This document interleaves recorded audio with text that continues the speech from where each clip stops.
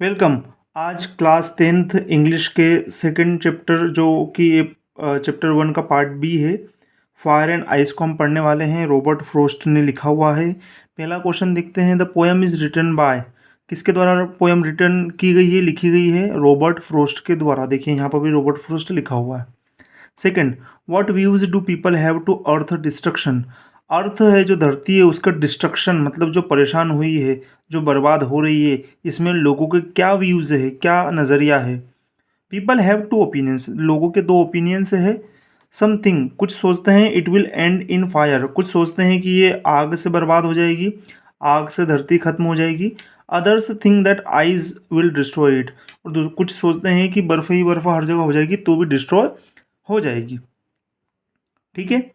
The word fire presents represents, fire क्या बताता है? फायर का मतलब क्या है? फायर का मतलब, the word fire represents desire, इच्छा, लालच और गुस्सा। इच्छाएं, लालच और गुस्सा, डिज़ायर, ग्रीड और एंगर, ये भी, ये सब चीज़ें हैं जितनी भी, ये यदि ज़्यादा हो जाए तो दिक्कत ही दिक्कत होती है। जैसे इच्छाएं, आज बड़े से बड़े लोगों की इच्छाएं हैं कि हमारा देश बहुत अच्छा हो, इसलिए वो दूसरे देश पर आक्रमण करते हैं, इसलिए भी धरती को नुकसान पहुंचता है। लालच, लालच, हम सबसे बड़े बनना चाहते हैं दूसरों को दुख देकर, तो इसलिए भी दुनिया में नुकसान हो रहे हैं। गुस्सा, गुस्सा तो नुकसान करता ही है। जैसे वॉर्स, ये सब होता है क्यों?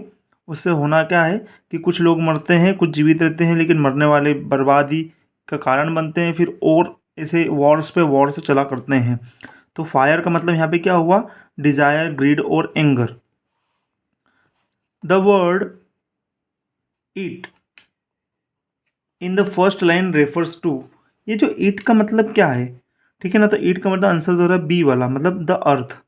ईट का मतलब होता है आप एक नॉन लिविंग चीज को बोलते हो, ठीक है ना, और एक नाम को बोलते हो जो नॉन लिविंग के जैसा होता है।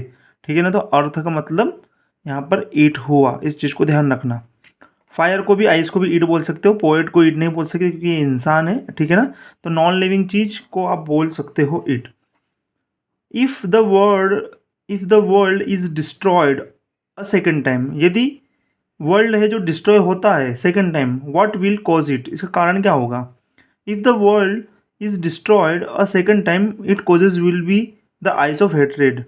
और ये यदि सेकेंड टाइम होता है डिस्ट्रॉय, तो उसका कारण क्या है? आइज ऑफ हेट्रेड, मतलब बहुत ही ज़्यादा हेट्रेड हो जाएगी लोगों में, जिससे दुनिया तबाह हो सकती है। ठीक है। What does eyes stand for in the poem? Ice का मतलब क्या है इस चैप्टर में? फायर एंड आइस में इस आइस का मतलब क्या है? Ice is the poem stands for the feelings. ये आइस का मतलब यहाँ पे फीलिंग्स है, किसी हेट्रेड की और जेलेसी की।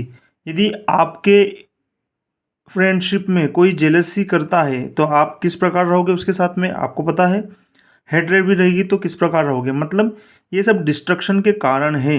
इसलिए आइस को बोला गया है एक फीलिंग्स, कौन सी वाली? हेट्रेड वाली और जेलसी वाली। नेक्स्ट क्वेश्चन देखते हैं इसका। There are some ideas about how the world will end, कुछ आइडियाज़ हैं कि किस प्रकार ये जो वर्ल्ड है एंड हो जाएगा, मतलब धरती पूरी तबाह हो जाएगी। Do you think the world will and someday, क्या आपको लगता है कि जो दुनिया है कभी ना कभी खत्म होगी? Have you ever thought what would happen, आपने कभी सोचा है कि क्या होगा? If the sun got so hot, यदि सूर्य है बहुत ज़्यादा हॉट हो जाएगा, दैट इट बर्स्ट, या तो वो फूट जाएगा, या तो ग्रीव कोल्डर, या तो फिर पूरा ठंडा हो जाएगा, कोल्डर ही कोल्डर, पूरा ठंडा हो जाएगा। ज़्यादा गर्म हो जाएगा तो क्या होगा, और ठंडा हो जाएगा तो क्या होगा? आपको ये चीज़ें बतानी है। तो देखिए, it is quite possible that the world may and someday, ये पॉसिबिलिटी है कि जो दुनिया है ये कभी ना कभी एंड हो जाएगी someday. There is a lot of concern about global warming, और बहुत सारी बातें की जा रही है, बहुत सारे रिजल्ट आ रहे हैं ग्लोबल वार्मिंग के, which is affecting the health of the earth. और ये जो ग्लोबल वार्मिंग है इसके कारण क्या हो रहा है? अफेक्ट हो रहा है, प्रभाव पड़ रहा है किसके ऊपर? अर्थ जो धरती है उसकी हेल्थ पर प्रॉब्लम पड़ रही है। जैसे आपकी हेल्थ पे प्रॉब्लम पड़ेगी तो आप नॉर्मल व्यक्ति की तरह नहीं रह पाओगे, आपको बीमारी होगी बहुत सारी। वैसे ही अर्थ में भी बहुत सारी चीज़ें हैं जो डिस्ट्रॉय हो रही है, इसका मतलब उसकी हेल्थ खराब हो रही है। The life on earth is possible only because of the sun. मतलब जो अर्थ है, धरती है, उस पर जो पॉसिबिलिटी बनी हुई है लाइफ की, मतलब यदि लाइफ है इंसानों की तो उसका कारण क्या है? सन। सन है तभी सब कुछ चीज़ें हैं। It gives rise two seasons. ये जो सन है इसलिए सीजन्स आते हैं। ब्रिंग्स रेन्स, पानी भी इसलिए कारण ही आते हैं, बारिश इसके कारण ही होती है। So if it suddenly becomes too hot, और यदि सन एकदम से ज़्यादा हॉट हो जाएगा या तो फिर ज़्यादा कोल्ड हो जाएगा, ये टू कोल्ड TOO है यहाँ पर ध्यान रखना। मैनी स्पीसीज में डाई, और बहुत सारी जो जातियाँ हैं जानवरों की, इंसानों की, सब खत्म हो जाएंगे। पेड़ पौधों की, इनमें सब आ गया, धरती में जो जो है सब चीज़ें डिस्ट्रॉय हो जाएगी। इस चीज़ को ध्यान रखना। तो आइडिया है, इसका मेन कारण यहाँ पे ग्लोबल वार्मिंग बोला गया है। आप ध्यान रखिए, ग्लोबल वार्मिंग को बताना है आपको मेन चीज़, जिससे अर्थ की हेल्थ खराब होगी। और फिर बताया गया है कि जो सन है उसके कारण ही क्या है, सीजन्स है। कौन से सीजन्स? ये जो हम 2-4 सीजन्स रहते हैं साल में, वो वाले की बात हो रही है। और पानी की बात हो रही है कि बारिश की बात हो रही है। यदि सन है तो ये सब चीज़ें हैं। यदि सन बहुत ज़्यादा हॉट हो जाता है या बहुत ज़्यादा कोल्ड हो जाता है तो स्पीसीज़ है डाई हो जाएगी। अब स्पीसीज़ इंसानों की, जानवरों की और पेड़ पौधों की, आप इन सभी चीज़ों की बात कर सकते हो क्योंकि यही सब है धरती पर। ठीक है, देखिए, in the reference of the poem fire and ice how will the world and. Fire and ice से क्या बताना चाह रहा है कि दुनिया किस प्रकार से एंड होगी। मध्य प्रदेश 2023 के पेपर का क्वेश्चन है ये। ठीक है ना, ऊपर वाला NCERT में था। According to the poet, poet के अनुसार the world will end due to fire. Fire के कारण, आग के कारण दुनिया तबाह हो जाएगी। Which is symbolise as desire. Fire का मतलब यहाँ पे क्या है? इच्छा है, desire. But if the world had to end twice, यदि दुनिया 2 बार तबाह होती then it will be end due to the hatred symbolised by ice. मतलब क्या है? इच्छाओं के कारण या हेट्रेड के कारण दुनिया तबाह हो जाएगी। इसका कारण क्या है आप समझिए। इच्छा अच्छी भी होती है, इच्छा बुरी भी होती है। अच्छी इच्छाओं की बात नहीं कर रहे हैं, बुरी इच्छाओं की बात यहाँ पर हो रही है। एक बुरी इच्छा किसी को क्रिमिनल बना सकती है, एक बुरी इच्छा किसी देश को तबाह कर सकती है। आपके सामने बहुत सारे उदाहरण हैं आजकल के ज़माने में। ठीक है ना, जो बुरी इच्छा रखेगा वो क्रिमिनल माइंड हो जाएगा, क्रिमिनल माइंड हो जाएगा तो वो दूसरों को परेशान करेगा और बहुत सारी चीज़ों को बर्बाद कर सकता है। इसलिए इच्छाएं भी पॉजिटिव और नेगेटिव होती है और उसके भी लेवल्स होते हैं कि किस चीज़ की इच्छा हो रही है। आगे हम चैप्टर में समझेंगे।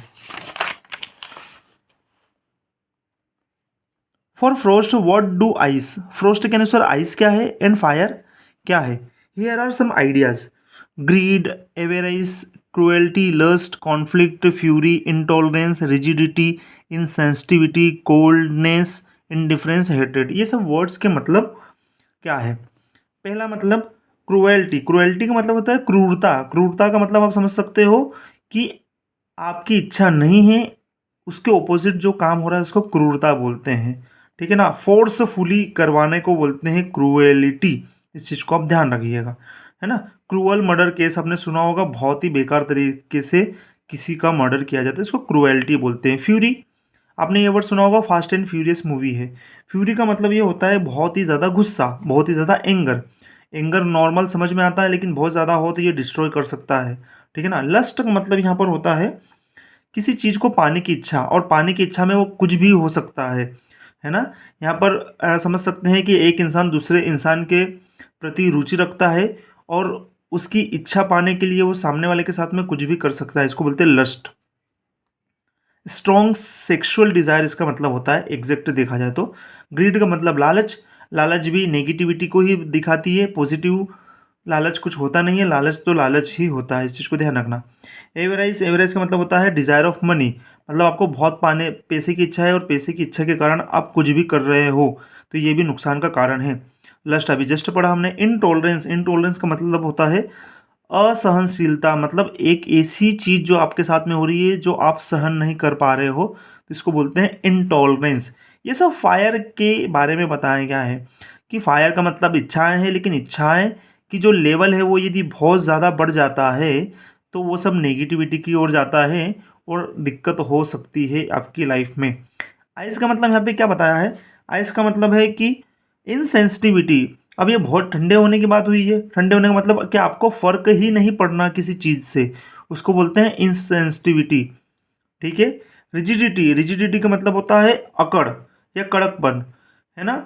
रिजिड बिहेवियर, रिजिड बिहेवियर मतलब कि सामने वाला आपके साथ में इस प्रकार का बिहेवियर रखेगा कि उसे कुछ फर्क नहीं पड़ रहा है, आप दुखी हो या परेशानी में हो, वो इस प्रकार से ही रहेगा, रिजिडिटी। कोल्डनेस, कोल्डनेस का मतलब क्या होता है, एक ऐसा बिहेवियर जिसमें सामने वाले को कोई फर्क नहीं पड़ता हो। ठीक है ना। इनडिफरेंस मतलब ये होता है कि कोई व्यक्ति इंटरेस्टेड नहीं है किसी चीज़ में, और जब इंटरेस्टेड नहीं होता है तो आपको परेशानी झेलनी पड़ सकती है। और हेट्रेड मतलब होता है, आप समझ सकते हो कि कोई यदि आपको हेट करता है मतलब आपसे शत्रुता करना चाहता है। तो फायर और आइस का मतलब है, ये बहुत इंपॉर्टेंट क्वेश्चन है, इसको ध्यान रखिएगा, ये वर्ड्स को याद करके जाइएगा। Next, what is the rhyme scheme of the poem. Rhyme scheme का मतलब होता है कि ऑर्डर है, एक ऑर्डर है लिखने का। जैसे twinkle twinkle little star, how I wonder what you are, up above the world so high, इस प्रकार से जो लाइनें हैं ना, ये सभी लाइनें एक के बाद एक लिखी गई है और राइम में लिखी गई है, मतलब बोलते समय आपको आसानी हो, तुकबंदी जिसको बोलते हैं हिंदी में। तो इसका राइम स्कीम क्या है, ए बी सी बी इस चीज़ को ध्यान रखिएगा। मतलब जो पहली वाली लाइन है और तीसरी वाली लाइन है वो सेम बताएगी, और चौथी वाली लाइन भी सेम है। ठीक है ना। दूसरी वाली लाइन पहली तीसरी वाली लाइन से मैच नहीं कर रही है और पहली वाली लाइन से मैच नहीं कर रही है, इस चीज़ को आपको समझना है। ठीक है ना। इसको बोलते हैं rhyme scheme. The rhyme scheme separates the contrasting ideas, मतलब अलग अलग करती है आइडियाज़ को, एक आइडिया दूसरे आइडिया से मैच नहीं कर रहा है और एग्जाम्पल्स दे रहा है। The two ideas of fire and ice have different rhyme scheme in two stanzas, मतलब फायर एंड आइस के बारे में बताया गया और कहीं पर फायर के बारे में बताया गया, कहीं पर आइस के बारे में बताया गया है, इस चीज़ को आपको समझना है। तो राइम स्कीम याद करके जाइएगा, ये आता है question. Will the world come to an end, what does the poet say, क्या दुनिया का एंड होगा, और पोएट क्या कहता है इसके बारे में। The world will come to an end it is sure, poet कहता है कि दुनिया कभी ना कभी तो खत्म होगी, ये सच बात है। The poet says that there can be two causes, और कोज भी कारण भी हो सकते हैं और फैक्टर्स भी हो सकते हैं, that will brings the world to an end, और ये कारण या कोई फैक्टर है यही दुनिया को एंड करेगी, खत्म करेगी। They are the fire and desire, मतलब आपको फायर एंड डिज़ायर ही बार बार लिखना होगा। And the ice of cold hatred, both of them are powerful destroyers, मतलब ज़्यादा ठंड ज़्यादा फायर दोनों नुकसान वाली चीज़ें हैं। ज़्यादा इच्छाएं या इच्छाओं के प्रति कुछ भी नहीं सोचना, वो भी दोनों इसके ही समान हैं। यदि एक समझिए, आप नॉर्मल भूखे ही रहते हो ज़्यादा समय तक तो आपको शरीर से ज़्यादा नुकसान है।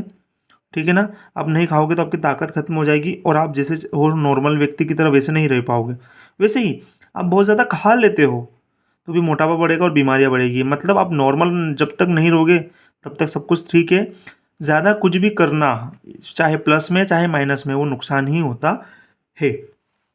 Next, what will be the cause of the end of the world if it had to perish twice, what will be the cause, कारण क्या होगा एंड होने का दुनिया का, यदि पेरिश ट्वाइस, पेरिश मतलब डिस्ट्रॉय होती है दो बार। The first cause of the end of the world, पहला कारण क्या है दुनिया का एंड होने का, अकॉर्डिंग टू द पोएट के अनुसार, fire of uncontrolled desire. Fire मतलब क्या है, एक अनकंट्रोल्ड डिज़ायर है, ऐसी ऐसी डिज़ायर जो अनकंट्रोल्ड है, मतलब आपकी इच्छा है कि मुझे एक नॉर्मल चीज़ खरीदनी है, वहाँ तक तो समझ में आता है, लेकिन आप दूसरों की इच्छाओं के विरुद्ध कुछ ऐसी चीज़ खरीद रहे हो जिससे नुकसान हो सकता है, तो वो डिस्ट्रॉय का कारण बन सकती है आपकी लाइफ का, आपकी लाइफ बर्बाद कर सकती है। If the world had to perish twice, यदि दुनिया दो बार डिस्ट्रॉय होती है, it will be perished by the ice of hatred. Ice of hatred, both fire and ice are strong destroyers, मतलब फायर और आइस स्ट्रॉन्ग डिस्ट्रॉयर्स हैं। We see that the hatred among nations, हमने देखा है कि जो शत्रुता है, दुख है ना, नेशंस के बीच में, दो देशों के बीच में, तीन देशों के बीच में और लोगों के बीच में, इज ये बढ़ते जा रहा है, is increasing and it does create danger of war. और जब लालच बढ़ता है, हेट्रेड बढ़ता है, तो ये लोगों के बीच में, तो इसका कारण क्या होता है, वॉर की सिचुएशन आ सकती है और डिस्ट्रक्शन की सिचुएशन भी आ सकती है। दो परिवार यदि लड़ते हैं तो होगा क्या कि कोई ना कोई वहाँ पर मर जाता है। आपने कई ऐसे वीडियोस देखे होंगे, है ना। तो उसका कारण क्या है, डिस्ट्रक्शन ही है। ये छोटे लेवल का डिस्ट्रक्शन है, लेकिन बड़े बड़े देश के बड़े बड़े नेता लड़ते हैं तो देश को भी नुकसान हो सकता है और चीज़ों को भी नुकसान हो सकता है। What are the two negative powers that can destroy the world. दो नेगेटिव पावर क्या है जो दुनिया को नष्ट कर सकती है, तो सिंपल सा आंसर इसका होगा फायर एंड आइस। ज़्यादा लिखने की ज़रूरत नहीं है। अब देखिए, what is the message of the poem. Poem का मैसेज क्या है। अब हमने पढ़ लिया इतना सारा, फिर भी हम एक बार और देख सकते हैं। The poem points out two major causes. Poem क्या बता रही है, टू मेजर कोजेस बता रही है that can destroy the world, जो डिस्ट्रॉय कर सकती है दुनिया को। We are aware of physical factors. हमको पता है फिजिकल फैक्टर्स जैसे ग्लोबल वार्मिंग हो गई है, change in cycle of seasons, मौसमों में परिवर्तन हो गया है, 3-3 महीने के मौसम नहीं रहे अब तो, या तो कम समय के मौसम होते हैं या तो ज़्यादा समय के, जिससे फसल की दिक्कत आती है, फूड की दिक्कत आती है, रहने की दिक्कत आती है बहुत सारी, और हेल्थ पे दिक्कतें आती हैं। They do affect the human life. और फिजिकल फैक्टर्स के कारण ग्लोबल वार्मिंग होती है, change in cycle off season, season जो है वेदर है उसमें चेंजेस आते हैं जिससे ह्यूमन लाइफ पर अफेक्ट होता है। Also there are emotional factor, और फिर इमोशनल फैक्टर्स भी है, अनकंट्रोल्ड डिज़ायर भी है, लोगों की इच्छाएं अलग अलग है, आप उसको सोच भी नहीं सकते, ऐसी ऐसी इच्छाएं हैं। एंड ग्रीड, लालच भी है, जो क्रिएट करती है क्या, टेंशंस अमंग नेशंस। दो देशों के बीच में टेंशन का कारण क्या हो सकता है, एक व्यक्ति भी हो सकता है, एक ग्रुप भी हो सकता है, एक समाज भी हो सकता है। इस प्रकार से आपको समझना है। They give rise to wars, और ये बढ़ावा किसको देते हैं, वॉर्स को। We had faced the tragedy of world war, हमने फेस किया है ट्रेजिडी वर्ल्ड वॉर्स की। देखिए, अब आज इंडिया के बाहर के देशों में कितने वर्ल्ड वॉर हो रहे हैं, ये आपको पता ही होगा, 20वीं सेंचुरी में हो रहा है। और जैसे देखिए कि नेशन को नुकसान पहुंचता है तो कोरोना जैसी बीमारियां भी आती है। Also there is a lot of hatred, और बहुत सारा दुख भी है। देर आर रेशियल, मतलब जातीय और धार्मिक डिफरेंसेस भी है।